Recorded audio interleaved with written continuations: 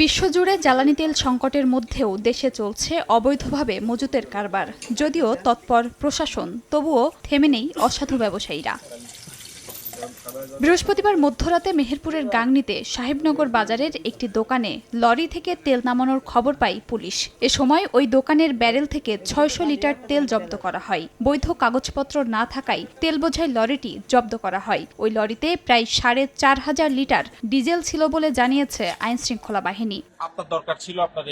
এদিকে গভীর রাতে নোয়াখালীর সুবর্ণচরে বিশেষ অভিযানে যান উপজেলা নির্বাহী কর্মকর্তা। চরজব্বর ইউনিয়নে বসির সেরাঙের বাড়ির ছাদে পানির ট্যাঙ্কে মজুত করা ৭৫০ লিটার তেল জব্দ করা হয়। পরে স্থানীয় লাইসেন্সপ্রাপ্ত ব্যবসায়ীদের কাছে ডিপোর মূল্যে নিলামে বিক্রি করা হয় ওই সব ডিজেল। অবৈধভাবে মজুত করায় বাড়ির মালিককে ১০,০০০ টাকা জরিমানা এবং ১৫ দিনের বিনাশ্রম কারাদণ্ড দেয়া হয়।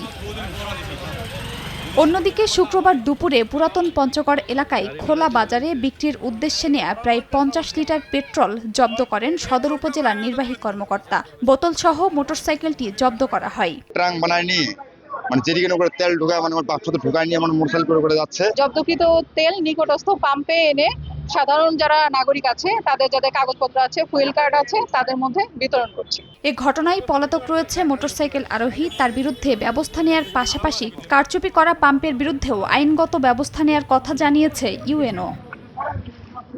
খাদিজা স্বপ্না, সময় সংবাদ।